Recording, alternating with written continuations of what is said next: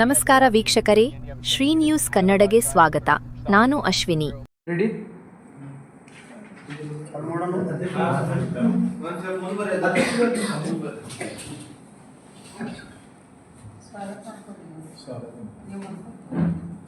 ಮಾಡಿ ಸರ್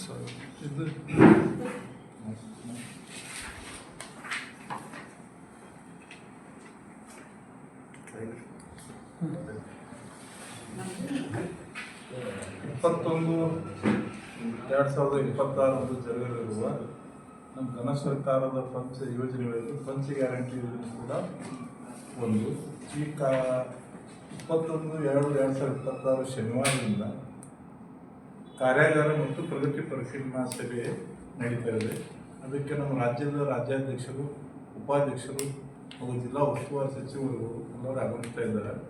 ಅದರ ಪೂರ್ವಭಾವಿಯಾಗಿ ಅದರದೊಂದು ಉದ್ದೇಶಗಳು ಏನು ಅನ್ನುವಂಥ ಒಂದು ಪತ್ರಿಕಾಗೋಷ್ಠಿಯನ್ನು ಈಗ ಕರೆಯಲಾಗಿತ್ತು. ಈ ಪತ್ರಿಕಾಗೋಷ್ಠಿಗೆ ಆಗಮಿಸಿದಂಥ ಎಲ್ಲರಿಗೂ ಕೂಡ ಸ್ವಾಗತವನ್ನು ಬಯಸಿ, ಅದೇ ರೀತಿಯಾಗಿ ಪತ್ರಿಕಾಗೋಷ್ಠಿಯಲ್ಲಿ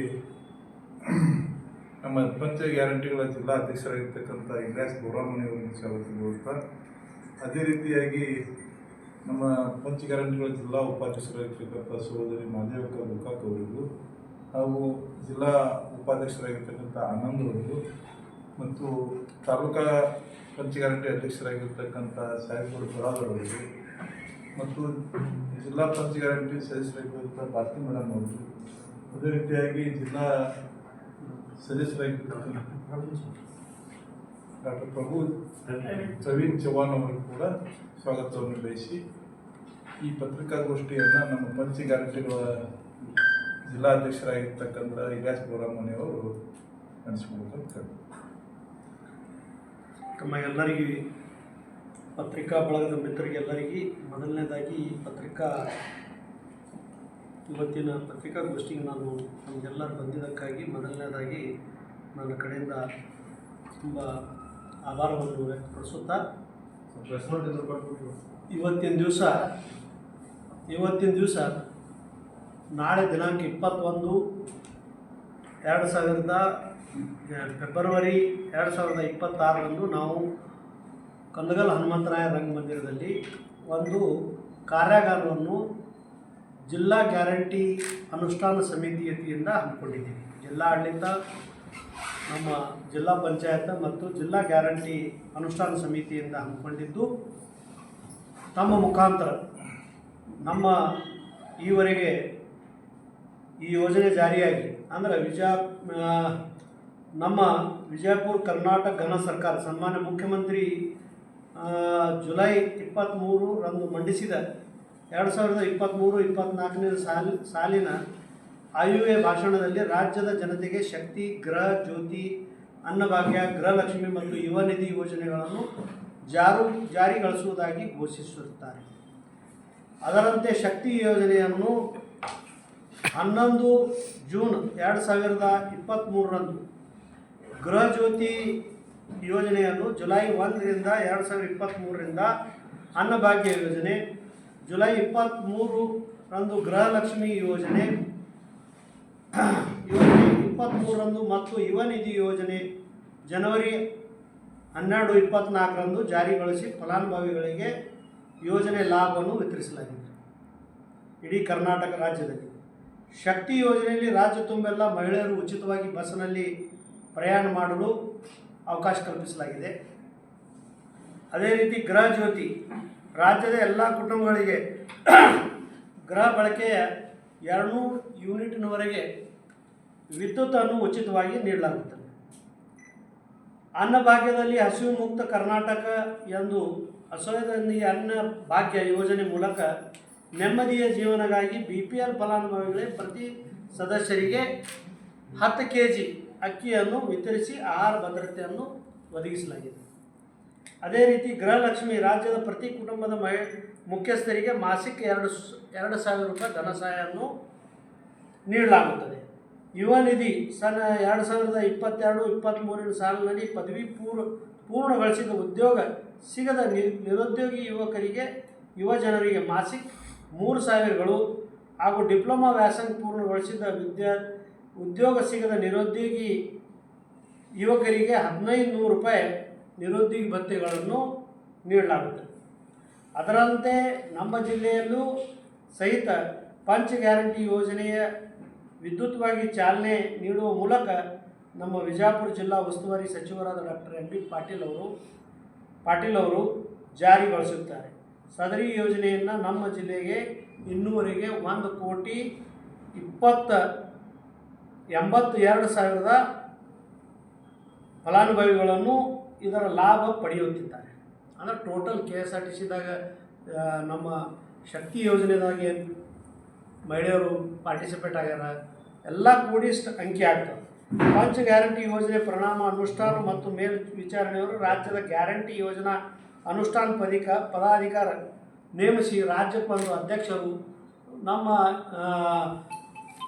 ಏನಪ್ಪ ಅಂದ್ರೆ ನಮ್ಮ ಒಂದೊಂದು ಉಪಾಧ್ಯಕ್ಷರನ್ನು ಮತ್ತು ಜಿಲ್ಲೆಗೆ ಒಂದು ಗ್ಯಾರಂಟಿ ಯೋಜನಾ ಕಮಿಟಿ, ತಾಲೂಕಿಗೆ ಒಂದು ಯೋಜನಾ ಕಮಿಟಿ, ಅನುಷ್ಠಾನ ಕಮಿಟಿ, ಹಾಗೂ ಈಗ ಮೊನ್ನೆ ತಾನೇ ಈಗ ನಮ್ಮ ಮಹಾನಗರ ಪಾಲಿಕೆಯಲ್ಲಿ ಕೂಡ ಒಂದು ಕಮಿಟಿಯನ್ನು ಮಾಡಿ ಆದೇಶಿಸಲಾಗಿದೆ. ಈಗ ನಮ್ಮಲ್ಲಿ ಬಿಜಾಪುರ ಜಿಲ್ಲೆಯಲ್ಲೇ ಅತಿ ಸುಮಾರು ಈಗೇನಾದಪ್ಪ ಅಂದ್ರೆ ಬಹಳಷ್ಟು ಒಂದು ಬಡ ಜನರಿಗಾಗಿ ಲಾಭದಂಥ ಒಂದು ಕಾರ್ಯಕ್ರಮ ಆಗಿದ್ದರಿಂದ ಸಾಕಷ್ಟು ಯುವಜನರಿಗೆ ಇದರಿಂದ ಪ್ರಯೋಜನ ಆಗಿದೆ. ಈಗ ನಮ್ಮ ಬಿಜಾಪುರ ಜಿಲ್ಲೆಗೆ 4,030 ಕೋಟಿ ರೂಪಾಯಿ ಈ 5 ಯೋಜನೆಯಿಂದ ಇನ್ನೂವರೆಗೆ ಬಂದಿರುವಂಥ ನಮ್ಮ ಫಲಾನುಭವಿಗಳು ಪಡೆದಿರುವಂಥ ಮೊತ್ತ ಎಷ್ಟಪ್ಪ ಅಂದ್ರೆ 4,030 ಕೋಟಿ ರೂಪಾಯಿ ಇನ್ನೂವರೆಗೆ ನಮ್ಮ ಬಿಜಾಪುರ ಜಿಲ್ಲೆಗೆ ಬಂದಿರುತ್ತವೆ. ಅದರ ಪ್ರಯುಕ್ತವಾಗಿ ನಾವು ಇವತ್ತೇನದಪ್ಪ 21ನೇ ತಾರೀಕಿಗೆ ಒಂದು ಕಾರ್ಯಾಗಾರವನ್ನು ಮಾಡಿ ಈ ಫಲಾನುಭವಿಗಳು ಅವ್ರದ್ದು ಏನು ಇದರಿಂದ ಲಾಭ ಆಗಿದೆ ಅಂಥೇಳಿ ಹಂಚಿಕೊಳ್ಳುವಂಥದ್ದು ಮತ್ತು ನಮ್ಮ ರಾಜ್ಯದ ಅಧ್ಯಕ್ಷರಾದ ಎಚ್.ಎಂ. ರೇವಣ್ಣ ಸಾಹೇಬರು, ನಮ್ಮ ಉಪಾಧ್ಯಕ್ಷರಾದ SR ಪಾಟೀಲ್ ಸಾಹೇಬರು ಮತ್ತು ನಮ್ಮ ಜಿಲ್ಲಾ ಉಸ್ತುವಾರಿ ಸಚಿವರ ನೇತೃತ್ವದಲ್ಲಿ ಇವತ್ತಿನ ದಿವಸ ನಾವು ಕಾರ್ಯಕ್ರಮವನ್ನು ಹಂಚ್ಕೊಂಡಿದ್ದೀವಿ. ಇದು ಕಾರ್ಯಕ್ರಮದಲ್ಲಿ ಜಿಲ್ಲೆಯ ಎಲ್ಲ ಶಾಸಕರು ಮತ್ತು ಎಲ್ಲ ಚುನಾಯಿತ ಪ್ರತಿನಿಧಿಗಳು ಮತ್ತು MLCಗಳು, ನಿಗಮ ಮಂಡಳಿಯ ಅಧ್ಯಕ್ಷರುಗಳನ್ನು ಎಲ್ಲರನ್ನು ನಾವು ಆಹ್ವಾನಿಸಿದ್ದು. ಆವತ್ತಿನ ದಿವಸ ಹೆಚ್ಚಿನ ಸಂಖ್ಯೆಯಲ್ಲಿ ಮಹಿಳೆಯರು ಬರೋದರಿಂದ ತಾವು ಕೂಡ ಇನ್ನೂ ಹೆಚ್ಚಿನ ಸಂಖ್ಯೆಯಲ್ಲಿ ಮಹಿಳೆಯರು ಬರೋಕ್ಕೆ ನಿಮ್ಮ ಸಹಕಾರ, ನಿಮ್ಮಿಂದ ಫಲಾನುಭವಿಗಳು ತಿಳ್ಕೊಂಡು ಈ ಕಾರ್ಯಕ್ರಮದಲ್ಲಿ ಹೆಚ್ಚಿನ ಸಂಖ್ಯೆಯಲ್ಲಿ ಬರಲಿ ಅಂಥೇಳಿ ನಾವು ಈ ಪತ್ರಿಕಾಗೋಷ್ಠಿಯನ್ನು ಕರೆದಿದ್ದೀವಿ. ಶಕ್ತಿ ಯೋಜನೆಯಲ್ಲಿ ಇನ್ನೂವರೆಗೆ ಏನದಪ್ಪ ಅಂದ್ರೆ ಸರಿಸುಮಾರು 18 ಕೋಟಿ 18 ಕೋಟಿ ಇದರದ್ದು ಪ್ರಯೋಜನ ಫಲಾನುಭವಿಗಳನ್ನು ಪಡ್ಕೊಂಡಿದ್ದಾರೆ. 607 ಕೋಟಿ ರೂಪಾಯಿ 608 ಕೋಟಿ ರೂಪಾಯಿ ಇವತ್ತಿನ ದಿವಸ ಈ ಯೋಜನೆಯಲ್ಲಿ ನಮ್ಮ ಜಿಲ್ಲೆಗೆ ಬಂದವು. ನಾವು ಕರ್ನಾಟಕದಲ್ಲಿ ಶಕ್ತಿ ಯೋಜನೆಯಲ್ಲಿ ಮೊದಲ ಸ್ಥಾನದಲ್ಲಿ ಇದ್ದೀವಿ. ಅದೇ ರೀತಿ ಗೃಹ ಜ್ಯೋತಿಯಲ್ಲಿ ಇವತ್ತು 4,46,616 ಫಲಾನುಭವಿಗಳು ಇವತ್ತಿನ ದಿವಸ ಗೃಹ ಜ್ಯೋತಿಯಲ್ಲಿ ಇದರ ಅನುಕೂಲ, ಇದರ ಲಾಭವನ್ನು 200 ಯೂನಿಟ್ ಪಡ್ಕೋತಾ ಇದ್ದಾರೆ. ಅದರ ಪ್ರಯುಕ್ತ ಇವತ್ತು 538 ಕೋಟಿ ರೂಪಾಯಿ ನಮಗೆ ಈ ಜಿಲ್ಲೆಗೆ ನಮಗೆ ಬಂದಾವ. ಅದೇ ರೀತಿ ಅನ್ನಭಾಗ್ಯದಲ್ಲಿ ಸರಿಸುಮಾರು 16 ಲಕ್ಷ ಅನ್ನಭಾಗ್ಯ ಯೋಜನೆಯಲ್ಲಿ 457 ಕೋಟಿ ರೂಪಾಯಿ ಇದರ ಲಾಭಾಂಶವನ್ನು ನಮಗೆ ಬಂದದ್ದು ಬಿಜಾಪುರ ಜಿಲ್ಲೆಗೆ. ಗೃಹಲಕ್ಷ್ಮಿ ಯೋಜನೆಯಲ್ಲಿ 5,04,109 ಜನ ಫಲಾನುಭವಿಗಳು ಇವತ್ತು ಪ್ರತಿ ತಿಂಗಳ 2,000 ರೂಪಾಯಿ ಗೃಹಲಕ್ಷ್ಮಿಯಿಂದ ಪಡಿತಾ ಇದ್ದಾರೆ. ಮತ್ತು ಯುವ ನಿಧಿಯಲ್ಲಿ 24,404 ಜನ 3,000 ಮತ್ತು 1,500 ಕೂಡಿ ಇದು ಪಡಿತಾ ಇದ್ದಾರೆ. ಹೀಗಾಗಿ ನಾವು ಒಂದು 21ನೇ ತಾರೀಕಿಗೆ ಕಾರ್ಯಕ್ರಮವನ್ನು ಹಮ್ಮಿಕೊಂಡಿದ್ದೀವಿ. ಮತ್ತಷ್ಟು ಸುದ್ದಿಗಾಗಿ ನೋಡ್ತಾ ಇರಿ ಶ್ರೀ ನ್ಯೂಸ್ ಕನ್ನಡ.